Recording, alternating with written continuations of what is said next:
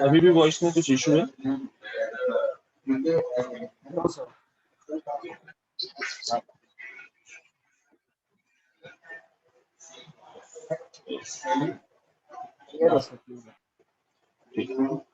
तो हम ये बता रहे थे कि देखो, जब सिस्टम की लीनियरिटी की बात करते हैं, ठीक है, तब तुम सिस्टम को देखते हो, ना कि उसके अंदर प्रेजेंट कोई भी एक कंपोनेंट की।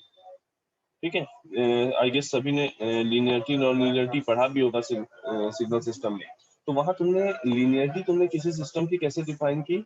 जब सिस्टम सुपरपोजिशन और होमोजेनिटी ये दोनों प्रिंसिपल को फॉलो कर रहा है तो वो सिस्टम लीनियर है। और वो जो सुपरपोजिशन और होमोजेनिटी था वो इनपुट और आउटपुट के बीच के रिलेशन पे डिपेंड करता था। इनपुट आउटपुट के बीच का रिलेशन कैसा है उस पे डिपेंड करता था कि भाई वो लीनियर सुपरपोजिशन और होमोजेनिटी को फुलफिल करेंगे या नहीं करेंगे, है ना। वहां ये हमें मतलब नहीं होता था कि सिस्टम के अंदर जो अंदर का सर्किट है उस सर्किट में जो डिवाइसेस लगी हैं वो लीनियर डिवाइसेस है या नॉन लीनियर डिवाइसेस है, हमें उनसे मतलब नहीं होता है। ठीक, तो ओवरऑल जो सिस्टम है वहां पे जब तुम इन्वेलप डिटेक्टर जो सिस्टम है उसके इनपुट यानी जो इनपुट में जो तुम एएम वेव दे रहे हो और जो आउटपुट में तुम मैसेज सिग्नल ले रहे हो उनके बीच में जब रिलेशन देखोगे तो वो रिलेशन बेसिकली लीनियर है। और उस रिलेशन के लीनियर होने की वजह से हम इन्वेलप डिटेक्टर को लीनियर डायोड डिटेक्टर भी बोल देते हैं। ठीक है, भले ही यहाँ डायोड लगा है जो कि एक नॉन लीनियर डिवाइस है, तो वो डायोड को भी हम नॉन लीनियर डिवाइस क्यों कह रहे हैं? क्योंकि वहां पे जब इनपुट आउटपुट रिलेशन देखते हैं वोल्टेज और करंट के बीच में, तो वहां हमें पता चलता है कि वोल्टेज और करंट के बीच में रिलेशन जो है वो तुम्हारा नॉन लीनियर है, एक्सपोनेंशियल रिलेशन है। ठीक, और उस एक्सपोनेंशियल रिलेशन की वजह से हम डायोड को एक नॉन लीनियर डिवाइस कहते हैं। ठीक है, तो एक चीज ये समझ ना कि सिस्टम या कोई जब होल सिस्टम की बात हो रही है तो वहां हम इनपुट आउटपुट डिवाइसेस की बात करते हैं। तभी हमने तुमको ये भी बताया था कि जो एंगल मॉड्यूलेशन है वो एक नॉन लीनियर प्रोसेस है, जबकि एम्पलीट्यूड मॉड्यूलेशन जो है वहां पे वो प्रोसेस लीनियर है। क्योंकि जब एंगल मॉड्यूलेशन में जो भी मॉड्यूलेशन के बाद जो रिजल्ट आएगा और जब डीमॉड्यूलेशन के बाद जो रिजल्ट आएंगे वहां पे इनपुट और आउटपुट के बीच में अगर रिलेशन देखोगे तो वो रिलेशन तुम्हें नॉन लीनियर मिलेगा। ठीक, और जबकि यहाँ पे जो एम्पलीट्यूड मॉड्यूलेशन है यहाँ पे ऑलमोस्ट जितने भी रिलेशन है इनपुट आउटपुट के बीच में सिस्टम जो शायद मॉड्यूलेशन हो या डीमॉड्यूलेशन हो वहां पे रिलेशन तुम्हें लीनियर मिलेगा। ठीक है,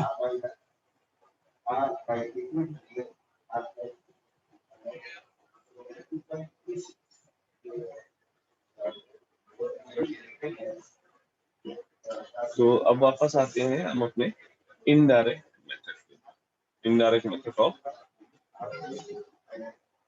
जनरेटिंग एफएमसी। ठीक, तो हमने कल तुम्हें बताया यहाँ हम एक क्रिस्टल ऑसिलेटर लेते हैं। क्यों क्रिस्टल ऑसिलेटर क्यों लेते हैं भाई? क्योंकि हमें स्टेबल फ्रीक्वेंसी चाहिए। देन यहाँ पे एक बफर लगाते हैं। ये बफर क्या काम करता है? ये वाला इनपुट जो जा रहा है और ये जो यहाँ बैलेंस मॉड्यूलेटर से जा रहा है, कंबाइनिंग नेटवर्क में ये दोनों ही इनपुट सेम टाइम पे पहुंचे, इसके लिए हम यहाँ पे बफर लगाते हैं। ठीक, ये बफर इधर जाने वाले सिग्नल और इस जाने वाले सिग्नल को दोनों को डिफरेंट डिले देगा, जिसकी वजह से यहाँ पे जब दोनों यहाँ पहुंचेंगे कंबाइनिंग नेटवर्क में तब ये सिंक्रोनाइज्ड होंगे, सेम टाइम पे दोनों इनपुट पहुंच रहे हैं। देन यहाँ पे एक ब्लॉक जो ये है ये क्या काम कर रहा है? हिल्बर्ट ट्रांसफॉर्म प्रोवाइड कर रहा है या 90 डिग्री फेज शिफ्ट प्रोवाइड कर रहा है जो भी इसके इनपुट पे आ रहा है।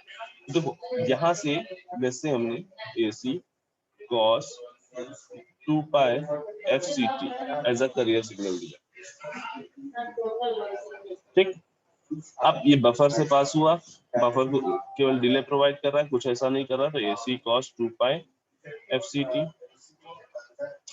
यहां से जब निकला तो ये 90 डिग्री का फेज शिफ्ट देगा और ये हो जाएगा AC sin 2 पाई FCT। ठीक। उसके बाद यहाँ पे जो सप्लाई हो रहा है वो क्या है, इंटीग्रेशन ऑफ एमटी। यहाँ पे जो सप्लाई हो रहा है वो क्या है, बैलेंस मॉड्यूलेशन में इंटीग्रेशन ऑफ एमटी। यहाँ जो आउटपुट आएगा वो क्या आएगा, integration of MT multiply by AC sine 2 pi F C T. ठीक। देन ये कंबाइनिंग नेटवर्क जो आउटपुट देगा वो क्या देगा, इस नेटवर्क यहां से आने वाला AC cos 2 pi F C T और ये MT multiply by AC sine 2 pi F C T, इन दोनों को कंबाइन करेगा और कुछ इस तरह से कंबाइनिंग नेटवर्क कंबाइन करेगा कि जो आउटपुट आएगा यहाँ पे वो हमें एमबीएफएम मिलेगा। ठीक। अब इस चीज को कि कैसे ये एमबीएफएम मिल रहा है यहाँ पे मैथमेटिकली डिराइव करना थोड़ा सा टिपिकल है, तो हम लोग इसको पहले ये देखेंगे कि ये जो हमने जिस ब्लॉक को हमने कहा कि ये फेज मॉड्यूलेटर की तरह काम कर रहा है, तो हमें ये देखना है कि क्या वाकई, हमने कह तो दिया कि ये फेस मॉड्यूलेटर की तरह काम कर रहा है, क्या वाकई ये फेस मॉड्यूलेटर की तरह काम कर रहा है। ठीक। अगर ये फेस मॉड्यूलेटर की तरह काम कर रहा है ये पूरा ब्लॉक, तो हमारे लिए एकदम क्लियर कट है कि हाँ हमने एक इंटीग्रेटर लगाया। ठीक। फेस मॉड्यूलेटर के बाहर एक इंटीग्रेटर लगाया और इनपुट दिया एमटी, तो जो आउटपुट आएगा उस फेस मॉड्यूलेटर का वो हमारा एक एफएम सिग्नल होगा, यहाँ पे नैरो बैंड एफएम सिग्नल ना। अब ये देखने के लिए कि भाई ये फेस मॉड्यूलेटर की तरह काम कर रहा है कि नहीं कर रहा है, कुछ देर के लिए अज्यूम करो कि यहाँ पे ये इंटीग्रेटर नहीं लगा है। कुछ देर के लिए अज्यूम करो कि यहाँ पे इंटीग्रेटर नहीं लगा है और यहाँ से हम एमटी एज अ इनपुट दे रहे हैं, इसको हम एमटी एज अ इनपुट दे रहे हैं। ठीक। अब देखो कंबाइनिंग नेटवर्क तक पहुंचने से पहले एक यहाँ पे तुम्हारा कंबाइनिंग नेटवर्क में कौन सा जा रहा है, एक सिग्नल ये जा रहा है AC cos 2 pi F C T, AC cos 2 pi F C T. Let's say कि इसका हमने फेजर डायग्राम बनाया, इसका हमने वेक्टर डायग्राम बनाया, इसको हमने रेफरेंस ले लिया,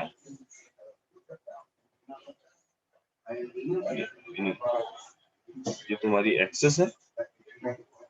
ठीक है, और इसको हमने इसका फेजर डायग्राम बना दिया, ये इसका एम्पलीट्यूड एसी है और डायरेक्शन ये शो कर रहा है ना। अब दूसरा जो सिग्नल है वो क्या है, AC sine 2 pi F C T, यहाँ जा रहा है। और जो अब जो आउटपुट आएगा, अभी इसको नहीं देखना है कुछ देर के लिए, अभी जो आउटपुट आएगा वो इन दोनों का मल्टीप्लिकेशन है। हम बस अभी ये देखने की कोशिश कर रहे हैं कि क्या ये पूरा होल सिस्टम जिसको हमने ब्रैकेट में जिसको हमने बॉक्स के अंदर किया है, क्या वो वाकई फेस मॉड्यूलेटर की तरह काम कर रहा है, क्या वो वाकई फेस का मॉड्यूलेशन कर रहा है। ठीक। तो यहाँ जो आउटपुट आएगा, अगर हमने डायरेक्ट यहाँ पे एमटी प्रोवाइड किया तो आउटपुट क्या आएगा, MT AC sine 2 pi F C T.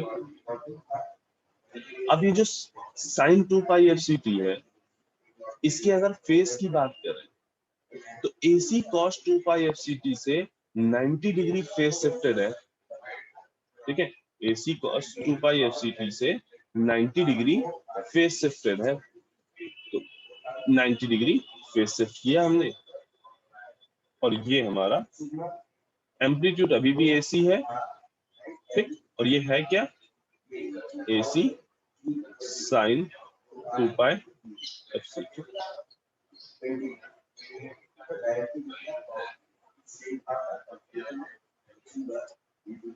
ये क्या है, 90 डिग्री फेस शिफ्टेड वर्जन है AC cos 2 pi F C T का, तो वेक्टर हमने ऐसे दिखा दिया, 90 डिग्री फेस शिफ्ट कर दिया, एंटी क्लॉकवाइज डायरेक्शन में 90 डिग्री का रोटेशन दिया। ठीक ना, ये अब हमारा AC sine 2 pi F C T है। अब हमें किसका बनाना है, MT into sine 2 pi F C T. तो अब ध्यान से समझो, MT into sine 2 pi F C T कुछ और नहीं, एक type of direct band gap, sorry, एक टाइप ऑफ DSB-SC सिग्नल है, एक double side band suppress carrier एक सिग्नल है जिसमें carrier signal AC sin 2πfct है। और AM जब हमने पढ़ा था, NVFM और AM पढ़े थे, तब हमने इसका फेजर डायग्राम बनाना देखा था, तब हमने इसका फेजर डायग्राम बनाना देखा था और हमको पता चला था कि ये अपर साइड बैंड और ऐसे लोअर साइड बैंड। ठीक, जब हमने बेसिकली AM का फेजर डायग्राम देखा है, उसमें यहाँ पे कैरियर सिग्नल का भी ऐसे एम्पलीट्यूड रहता है, लेकिन क्योंकि DSB-SC में ये कैरियर सिग्नल एग्जिस्ट नहीं करता, केवल अपर साइड बैंड और लोअर साइड बैंड, ये अपर साइड बैंड है। ठीक है, उसको देखें, ये ओमेगा टी फ्रीक्वेंसी ऊपर जाएगा,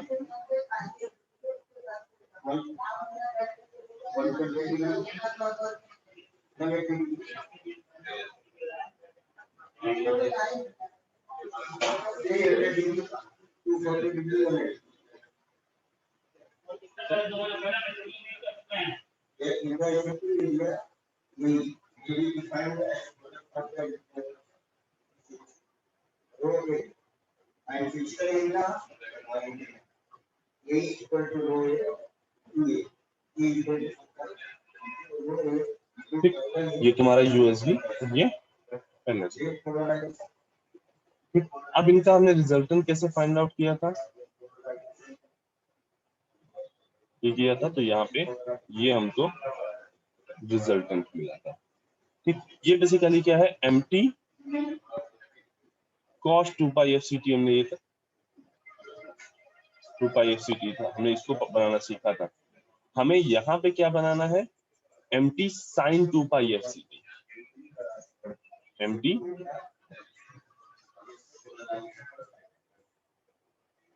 sin 2πfct।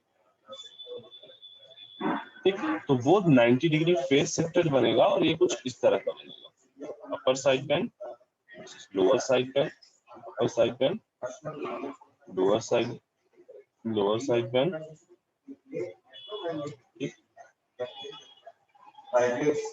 इसको अगर ऐसे कनेक्ट करें, वेक्टर का रिजल्टेंट फाइंड आउट करने के लिए उनको इस तरह से कनेक्ट करें, देन ये हमको यहाँ पे ये अपर साइड बैंड और लोअर साइड बैंड का रिजल्टेंट मिलेगा। ये बेसिकली किसका फेजर डायग्राम है, MT sin 2πfct, MT sin 2πfct।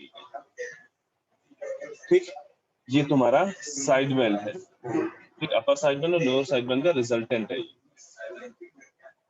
ठीक, अब हम क्या चाहते हैं कि देखो, कंबाइनिंग नेटवर्क हमारा बेसिकली कर क्या रहा है, इस फेजर को और जो हमारा AC cos 2πfct है, इसके फेजर को कंबाइन कर रहा है। तो लेट्स से हमने ये बना दिया यहाँ पे AC cos 2πfct,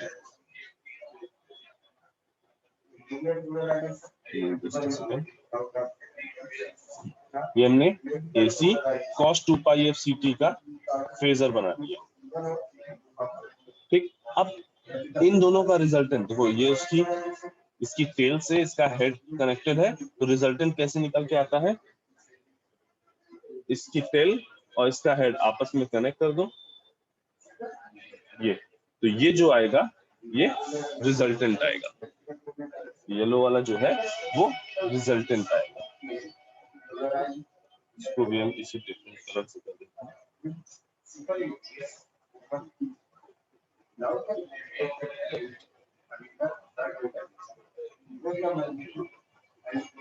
ना, अब हमें ये समझना है कि भाई ये जो है, ये तो ठीक है, फेजर डायग्राम आपने बना लिया, दैट इज ओके, बट ये फेज मॉड्यूलेशन दे रहा है, ये हमें कैसे पता चलेगा। तो देखो, अगर जो तुम्हारा फेज मॉड्यूलेटेड सिग्नल का अगर फेज चेंज हो रहा है, that means upper side band और लोअर साइड बैंड, इनका फेज चेंज होगा, अपर साइड बैंड और लोअर साइड बैंड का फेज चेंज होगा, और उसकी वजह से जो साइड बैंड का रिजल्टेंट है, इसका एम्पलीट्यूड चेंज होगा, या तो इंक्रीज होगा या डिक्रीज होगा, डिपेंडिंग कि मैसेज सिग्नल पॉजिटिव है, मतलब मैसेज सिग्नल इंक्रीजिंग है या मैसेज सिग्नल डिक्रीजिंग है। और जब ये साइड बैंड का जो एम्पलीट्यूड है वो इंक्रीज होगा तो ओवरऑल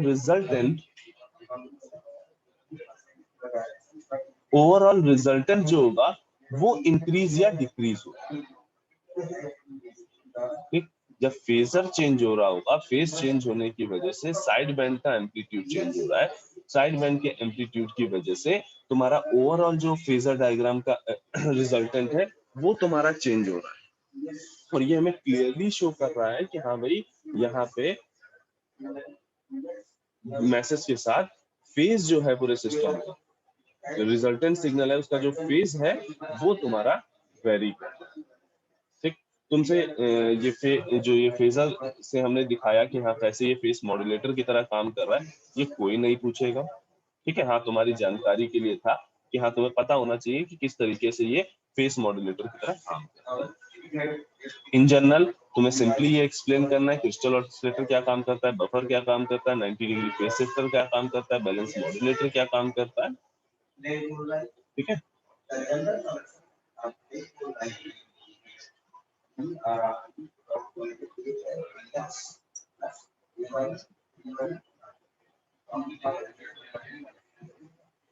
और लास्ट में जब यहाँ पे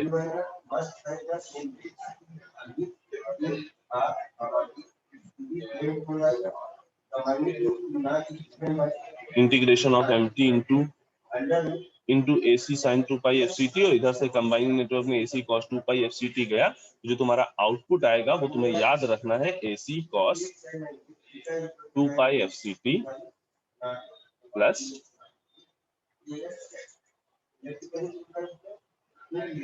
beta sine 2 pi FMT।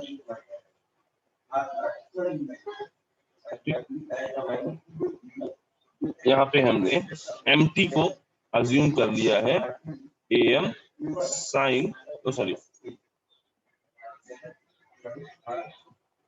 AM cos 2 pi FMT ये अज्यूम कर लिया। ठीक, तो इस तरीके से ये जो तुम्हारा ब्लॉक है ये तुम्हें क्या करके देगा, एक MBFM सिग्नल यहाँ पे जनरेट करके देगा। तुम ये इक्वेशन नहीं भी शो करते हो, केवल MBFM लिख देते हो, दैट इज ऑल्सो ओके। तुम ये सारी चीजें शो करते हो उसके बाद ये इक्वेशन ना लिख के केवल MBFM लिख देते हो, ठीक है। ठीक, उसके बाद जब ये MBFM इस फ्रीक्वेंसी मल्टीप्लायर से जाता है, हमने तुम्हें बताया कि फ्रीक्वेंसी मल्टीप्लायर कुछ और नहीं स्क्वायर लॉ डिवाइसेस है। ठीक, उनके इनपुट में जो आ रहा है वो उनको इस तरह का रिलेशन प्रोवाइड कर रही है, A0 VI plus A1 VI square A2 VI cube and so on, इसी तरीके से। ठीक, तो लेट अस अस्यूम हम चाहते हैं कि हमारे पास जो फ्रीक्वेंसी मल्टीप्लायर है, यहाँ पे फ्रीक्वेंसी जो आ रही थी, ठीक, MBFM सिग्नल की, उसकी फ्रीक्वेंसी आ रही थी FM। ठीक है, लेट्स से उसकी फ्रीक्वेंसी आ रही थी FM और करियर फ्रीक्वेंसी थी FC। ठीक, तो ये जो फ्रीक्वेंसी मल्टीप्लायर है ये FM में कोई चेंज नहीं करेगा, केवल और केवल बेसिक फ्रीक्वेंसी यानी FC में चेंज करेगा। यानी जब इस तरह का कोई सिग्नल इस फ्रीक्वेंसी मल्टीप्लायर से पास होगा तो यहाँ पे चेंज होगा और यहाँ पे कोई चेंज नहीं होगा। FM में कोई चेंज नहीं होगा, ये केवल और केवल जो फ्रीक्वेंसी मल्टीप्लायर है ये करियर फ्रीक्वेंसी को मल्टीप्लाई करता है, करियर फ्रीक्वेंसी को चेंज करता है।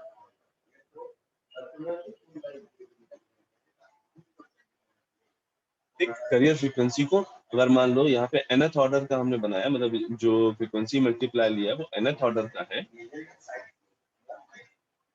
तो जो आउटपुट में जो फ्रीक्वेंसी आएगी वो FC क्या होगी, NFC। मीनिंग ये करियर फ्रीक्वेंसी को केवल इंक्रीज कर रहा है। ये फ्रीक्वेंसी मल्टीप्लायर लगाने का नीड क्या था, क्योंकि क्रिस्टल ऑसिलेटर तुम्हारा 1 मेगाहर्ट्ज से ज्यादा की फ्रीक्वेंसी नहीं दे पा रहा था। ठीक, इस वजह से हमने यहाँ पे फ्रीक्वेंसी मल्टीप्लायर लगाया, वो क्या कर रहा है, हमारी करियर फ्रीक्वेंसी को इनहेंस कर देता है। ठीक। ना कुछ पॉइंट हमें इनडायरेक्ट मेथड में याद रखने हैं। एक कि फ्रीक्वेंसी मल्टीप्लायर एफसी फ्रीक्वेंसी को एनएफसी में चेंज कर देता है अगर nth ऑर्डर का। ठीक, ये डिपेंड करता है, वो तुम्हें अगर कोई क्वेश्चन इससे कोई न्यूमेरिकल बनता है तो वो यहाँ पे क्लियर करेंगे कि जो फ्रीक्वेंसी मल्टीप्लायर है वो किस ऑर्डर का, मीनिंग यहाँ पे कौन कौन से कंपोनेंट तुम्हें लेने हैं, फर्स्ट केवल लेना है या सेकंड लेना है, थर्ड लेना है। फर्स्ट लेने का तो केवल कोई मतलब नहीं बनता, क्योंकि वो फ्रीक्वेंसी मल्टीप्लायर नहीं रहेगा तो सेकंड से स्टार्ट होता है। ठीक, तो अगर सेकंड लिया जा रहा है दैट मींस 2 FM हो रही है फ्रीक्वेंसी, थर्ड तक लिया जा रहा है, थर्ड ऑर्डर तक लिया जा रहा है मतलब 3 FM हो रही है, फोर्थ ऑर्डर तक लिया जा रहा है मतलब 4 FM हो रही है फ्रीक्वेंसी। ठीक, तो यहाँ पे फ्रीक्वेंसी मल्टीप्लायर में स्क्वायर लॉ डिवाइस के साथ एक बैंड पास फिल्टर लगेगा और वो बैंड पास फिल्टर अकॉर्डिंगली जैसा हम चाह रहे हैं उसके हिसाब से हमें आउटपुट देगा, मीनिंग हम अपने हिसाब से सेलेक्ट करेंगे कि हाँ कितने ऑर्डर तक हमें अपनी करियर फ्रीक्वेंसी को इनहेंस करना है। हमें केवल 2 FC चाहिए, 4 FC चाहिए, 5 FC चाहिए, उसी के अकॉर्डिंग हम हायर ऑर्डर टर्म्स को रिलीज या ब्लॉक करेंगे। अगर हमें 2 FC करना है तो हम केवल A0 VI plus A1 VI square इसको पास करेंगे। अगर हमें 3FC करना है तो हम VI क्यूब कर देंगे, 4FC करना है तो VI की पावर 4 कर देंगे।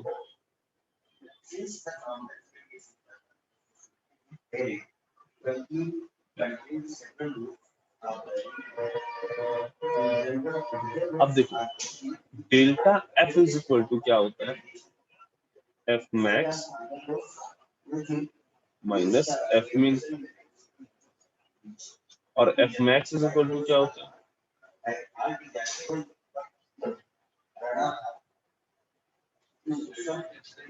Role number 10 Aftab.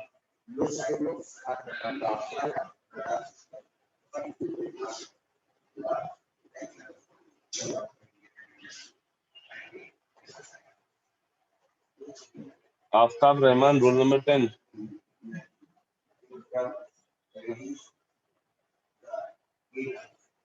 Thirteen Akanksha Mishra.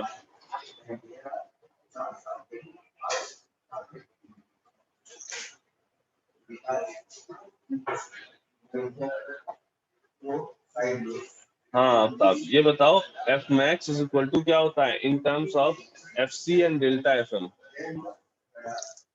FC and delta F,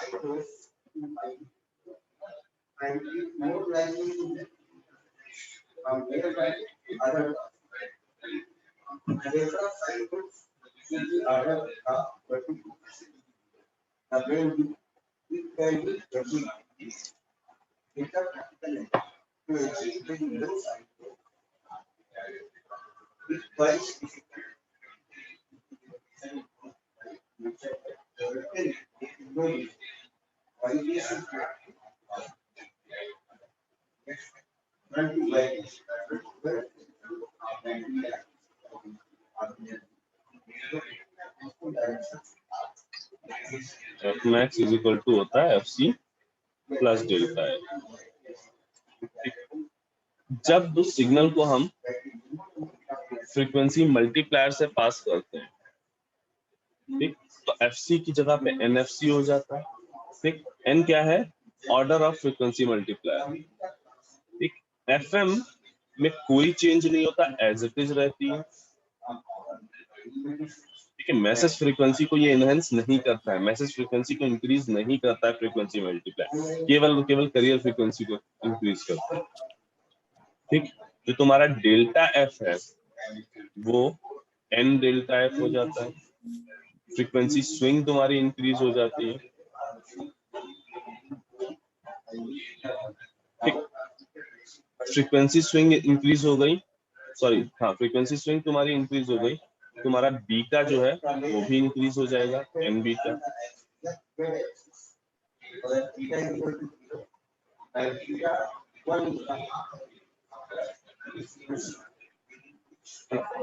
तो फ्रीक्वेंसी मल्टीप्लायर से जब हम पास कराते हैं सिग्नल को, अपने जो narrow band frequency modulated signal है, तो उसकी इन वैल्यूज में चेंज होता है। ठीक है, बेसिकली हमारी रिक्वायरमेंट यही थी कि हमारे बीटा की वैल्यू इनहेंस कर जाए, क्योंकि नैरो बैंड एफएम और वाइड बैंड एफएम में दोनों में डिफरेंस तो इतना ही सा था ना कि यहाँ पे बीटा की वैल्यू लेस देन 1 लेते थे, यहाँ पे बीटा की वैल्यू ग्रेटर लेते थे।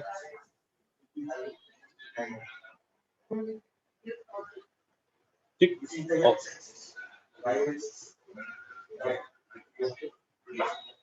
और डेल्टा एफ अगर समझना है कि कैसे चेंज हुआ, तो देखो एफ सी चेंज हो गया। डेल्टा एफ क्या है? फ्रीक्वेंसी स्विंग है कि कितना जो रेफरेंस पॉइंट यानी एफ सी है उसके रिस्पेक्ट में कितना ऊपर जा रहा है, कितना नीचे जा रहा है। ठीक है, तो वो रेफरेंस पॉइंट चेंज हो गया और उसकी वजह से तुम्हारी जो एफ मैक्स की वैल्यू है वो तुम्हारी चेंज हो रही है और एफ मिन की वैल्यू चेंज हो रही है। दैट इज वाई यहाँ पे हमें डेल्टा एफ चेंज होता हुआ दिखाई दे रहा है, और जब डेल्टा एफ चेंज हो रहा है तो बीटा की वैल्यू भी इंक्रीज कर रही है।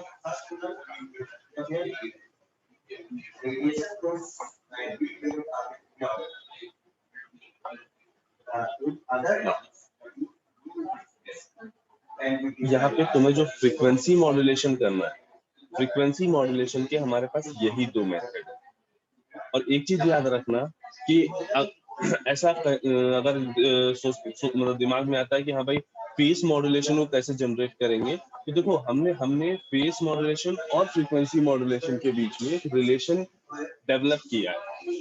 तो मीनिंग जिस डिवाइस से हम फेस मॉड्यूलेशन कर सकते हैं उसी सिस्टम से हम फ्रीक्वेंसी मॉड्यूलेशन भी कर सकते हैं। बस एक इंटीग्रेटर या एक डिफरेंशिएटर हमें लगाना रहेगा।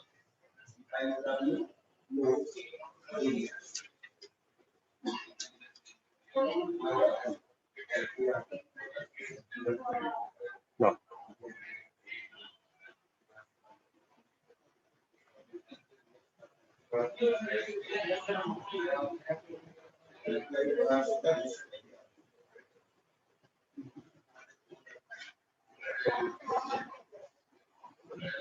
Next is FM demodulation.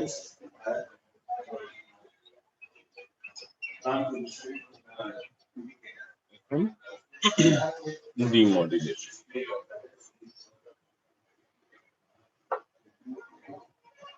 FM demodulation के बेसिक दो मेथड।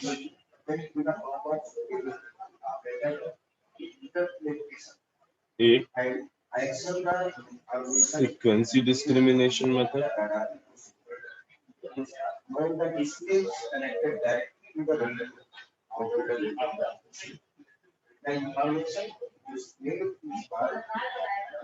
and second is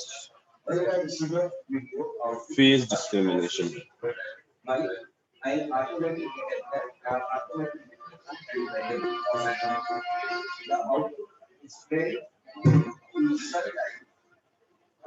अब इस फ्रीक्वेंसी डिस्क्रिमिनेशन के अंदर पहला है slope detector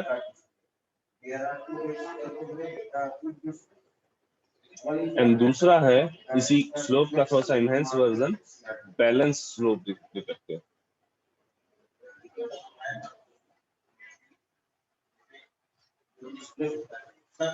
balance slope detector.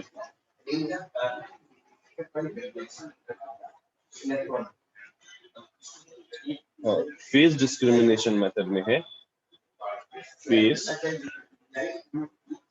Lock loop detector, या इसी को बोलते हैं PLL डिटेक्टर। इन जनरल ज्यादातर जगहों पे जो हम डिटेक्टर या डीमॉड्यूलेटर यूज करते हैं वहां पे हम यही फेस लॉक लूप डिटेक्टर ही यूज करते हैं, क्योंकि इसकी accuracy in comparison to all ज्यादा अच्छी होती है। ठीक है, इसके अलावा भी बाकी फेस डिस्क्रिमिनेशन मेथड्स हैं, फॉस्टर सिले डिटेक्टर एंड रेशियो डिटेक्टर।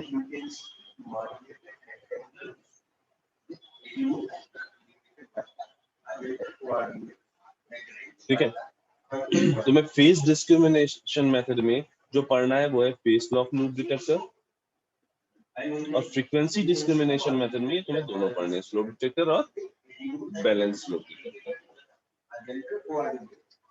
ठीक।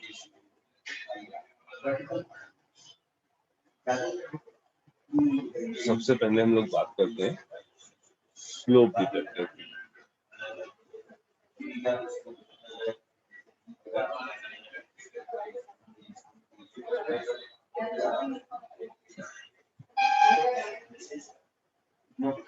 अच्छा, स्लोप डिटेक्टर का बेसिक वर्किंग प्रिंसिपल समझना हो तो उसमें बस इतना सा है कि हम अपने फ्रीक्वेंसी मॉड्यूलेटेड वेव को एक ऐसे सिस्टम से पास कराते हैं जो सिस्टम फ्रीक्वेंसी मॉड्यूलेटेड वेव को एम्पलीट्यूड मॉड्यूलेटेड वेव में कन्वर्ट कर देता है, एंड देन इन्वेलप डिटेक्टर लगा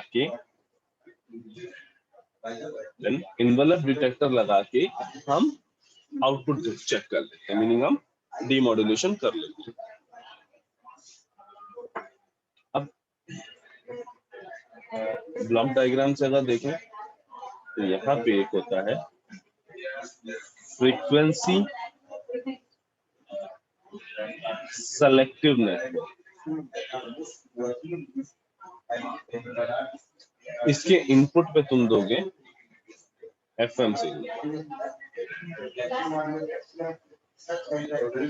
इस फ्रीक्वेंसी सेलेक्टिव नेटवर्क का जो आउटपुट आएगा वो कहा जाएगा, यहाँ इन्वेलप डिटेक्टर हो जाएगा, यहाँ इन्वेलप डिटेक्टर।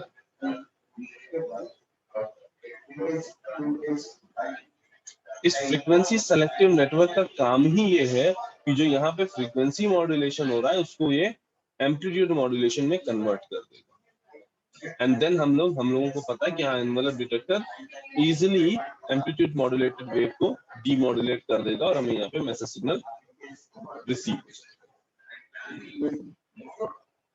ठीक, तो अब पॉइंट ये कि भाई ये फ्रीक्वेंसी सेलेक्टिव नेटवर्क कैसे तुम्हारे FM को AM में कन्वर्ट करता है, कैसे तुम्हारे FM को AM में कन्वर्ट करता है। एक काम करो सभी लोग एक बार रिजॉइन कर लो क्लास।